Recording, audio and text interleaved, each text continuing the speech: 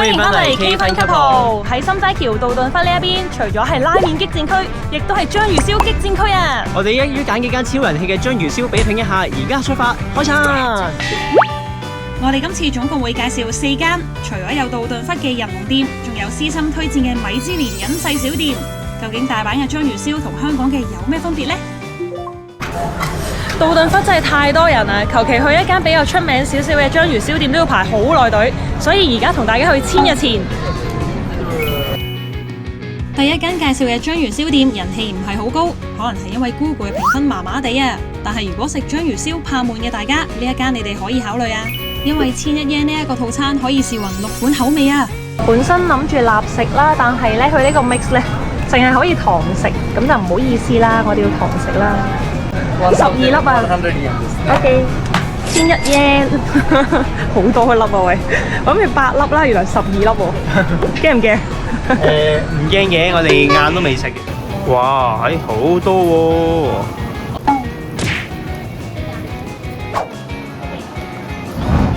好，魚片吹到塊面。OK， 我哋揀個出啲嘅位置啦，食完就快快走人。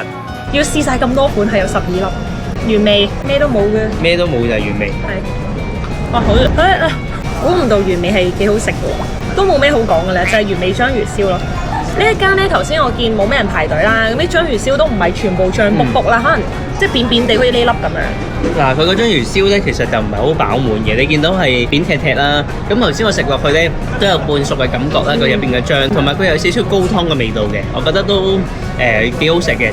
係啊，你唔好睇佢扁扁地，我頭先就係以為佢扁扁地應該擺耐咗，好辣口啊！所以咧我哋決定下一款咧攤陣先，如果唔係又辣親條脷。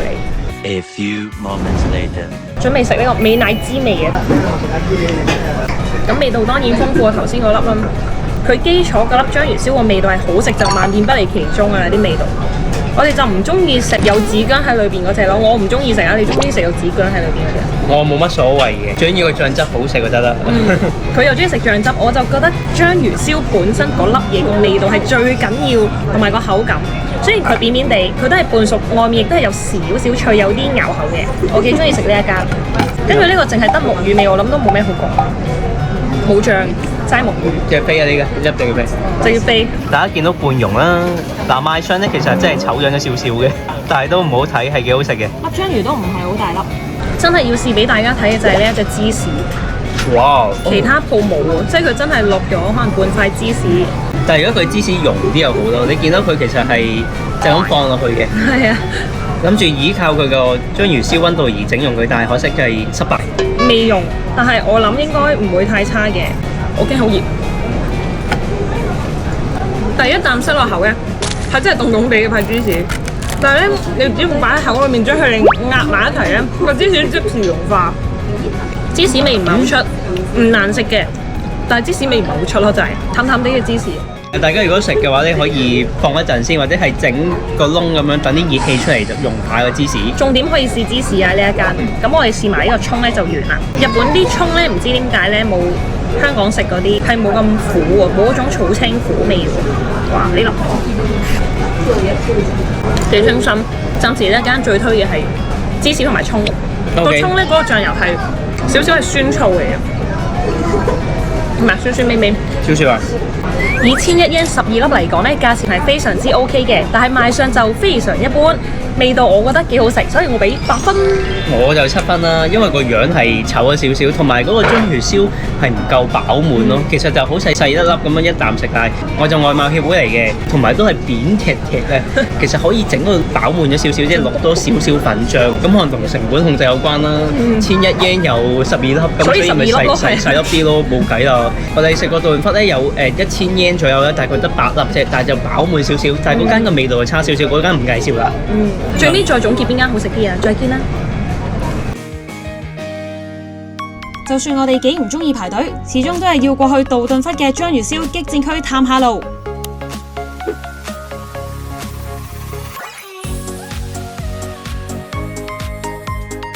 佢哋淨係口味都有11款選擇咁多啊，唔怪得咁高人氣啦！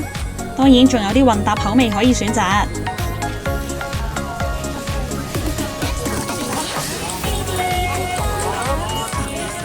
而家只係28度嘅天氣，已經排到出晒汗。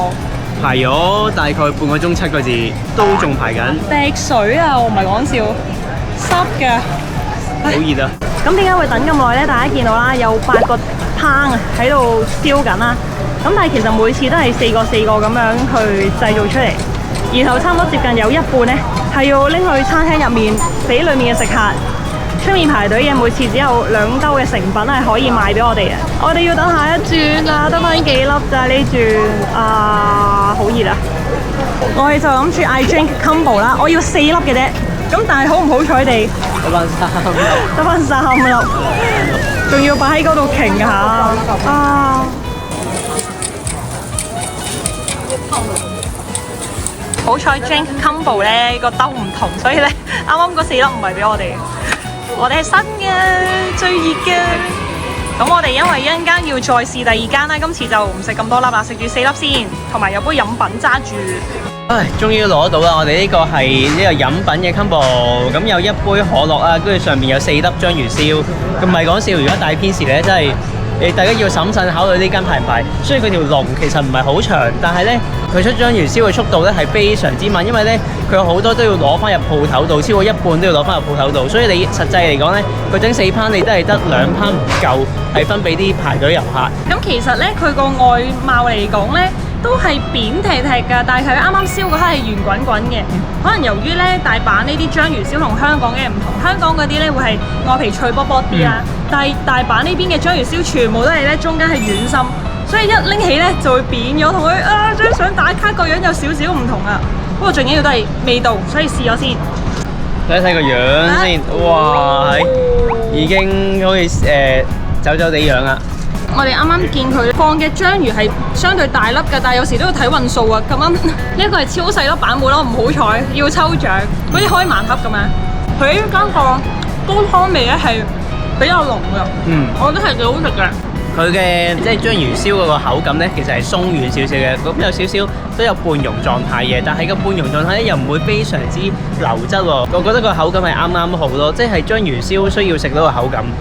個係裝唔到4粒㗎，係搭住㗎，變相就有一粒咧會被壓扁咯，一咁。同埋咧都好明顯佢個外皮係唔係嗰啲金黃酥脆咁樣嘅，佢就係一粒扁踢踢嘅章魚燒，所以佢容易會擠壓到咯。又睇下呢粒章魚啊！喂，又係唔好彩喎！我哋一陣間一定要開到一粒大粒嘅章魚咧，俾你頭先嗰粒冇嘅，但係大牙嘅粒章魚都。頭先其實有見佢落葱啦，同埋落嗰啲紅薑，但係好隨心嘅，係有幾粒咧係完全冇葱冇紅薑都夠膽死嘅。呢2粒都冇紅薑味嘅，葱亦都非常之少，隨心啲咯。同埋望到啲師傅嘅樣都係比較厭世少少啊，可能真係太熱太攰。但係你話論味道嚟講咧，呢間係唔錯嘅，個味道其實就真係。我哋食完之後評翻你先。好啦，咁咧縱觀咧佢要排隊排咁耐啦，味道雖然係幾好食嘅，但係因為真係等得太攰太辛苦，亦都出晒汗，所以我就係俾7.5分嘅。咁你咧？我就俾7分啦，個味道 OK 嘅，都有一啲高湯汁味嘅。但係咧佢又做唔到出邊嘅口感同入邊嘅口感唔同咯，因為我哋期待章魚燒咧係出邊有硬少少酥脆啲噶嘛，即係有少少煎香咗嘅感覺嘅，但係就冇咯，成粒入邊同出邊都係腍啤啤嘅。咁呢個就係失色嘅位置，就係咁樣啦。勸大家如果打卡咧買8粒或者9粒 combo 嗰啲咧，咁有支旗隊插咧影相就好。但係咧呢一個咧 drink combo 咧，因為章魚燒扁塌咗，插支旗落其實乜都睇唔到，要打卡買翻8粒啦。係啦，外表嘅我哋今次真係加唔到分俾佢啦。同埋佢有好多唔同嘅味嘅，咁大家選擇。不過佢啲味就冇乜特別創新嘅。如果同埋大天時咧，大家可以選擇入去鋪頭等啦，咁又唔使出邊排隊熱啦咁樣嘅。咁我哋就係咁多。好啦，講完啦，食埋佢，Go下一站，拜拜。一大嘅章魚燒喺個頭上邊嘅。我哋就係諗住試呢間啦。係啊，呢間多唔多人先？呢間都係好出名噶。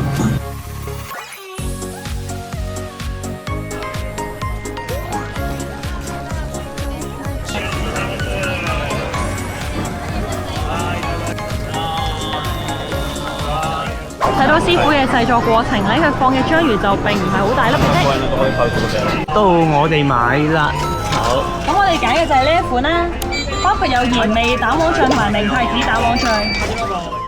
Eat now。係，ありがとうございます。佢呢粒粒都好飽滿啊！見到。好吸引喎。大家見到呢個面立體嗰啲突晒出嚟嗰啲咧，其實就係天婦羅脆脆啊！就係一個比較有特色嘅章魚燒。哎，嗰度個頂啦！哇！啱啱發現咧，呢一間隔離啊，仲有一間比較少人嘅章魚燒。哇！高下立見啊，人流。好期待啊！呢一間嘅章魚燒咧，其實我已經留意咗好耐，但係次次都排長龍。咁趁住今次咧拍呢一個特輯咧，就終於可以的起心肝排隊試啦。其實咧睇個樣子，並唔係粒粒都圓滾滾嘅，都有少少係會走一少少樣嘅都有。但係就相對嚟講係飽滿啲啦，即係個賣相係非常之靚仔。係啊，都圓滾滾嘅。咁呢個就鹽味，冇任何醬汁㗎啦，加咗少少紫菜。天婦羅脆脆咧，令到個口感好豐富啊！我吹涼少少俾你食。好啊，你應該會中意個口感。好啊，我覺得個口感幾好嘅，不過相對嚟講咧，佢就比較係熟少少啊，就唔係一啲半溶嘅湯汁味咁樣嘅。咁鹽味冇醬汁都已經非常好食啦，我哋準備試下呢個蛋黃醬味先。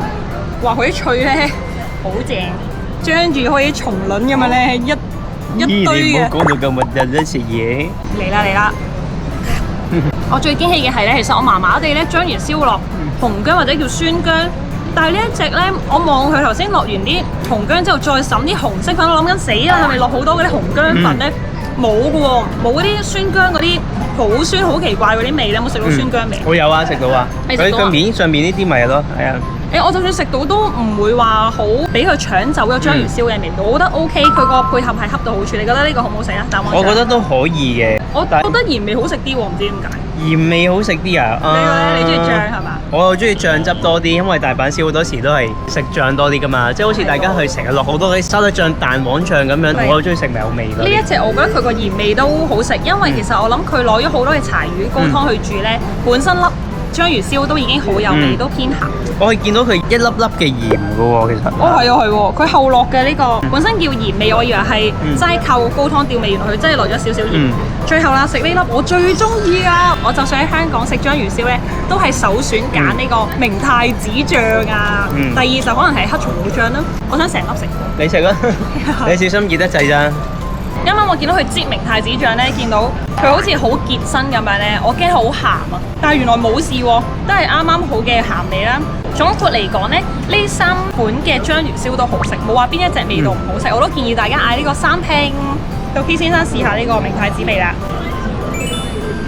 唔會好熱喎呢間。雖然佢係即整，但係唔知點解係唔係好辣口嘅呢間。呢啲章魚燒辣親後胃勁啊！即係好多時咧一食咧，哇！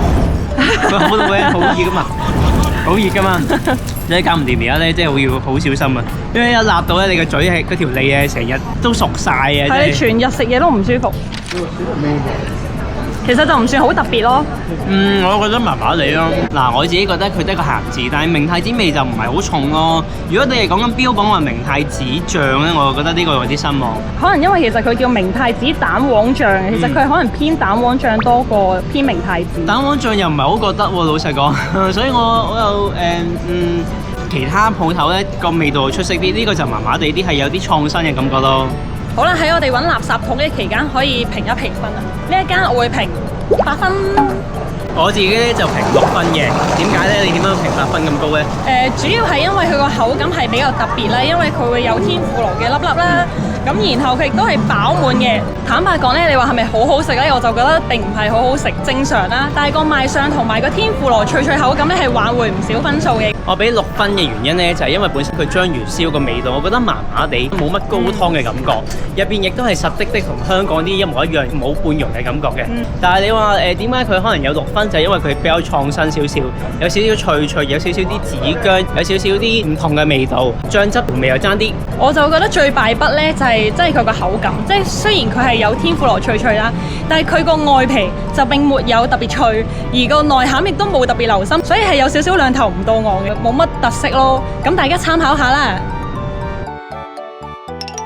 壓軸介紹嘅係我哋嘅愛店，呢間鋪好易揾嘅啫，見到 Round 1之前轉個圈，然後你就會見到有隻赤鬼喺度啦，就係呢間啦。人流唔多都唔使等太耐嘅。咁我哋之前食咧都係食呢啲話4式 combo 嗰啲啦，但係今次我哋想重點食呢款。鋪頭就唔係好大啫。唔好睇小呢間位於小巷嘅店啊，拎過連續3年米芝蓮㗎。佢哋都係有落天婦羅脆脆嘅，不過份量就冇第3間咁多。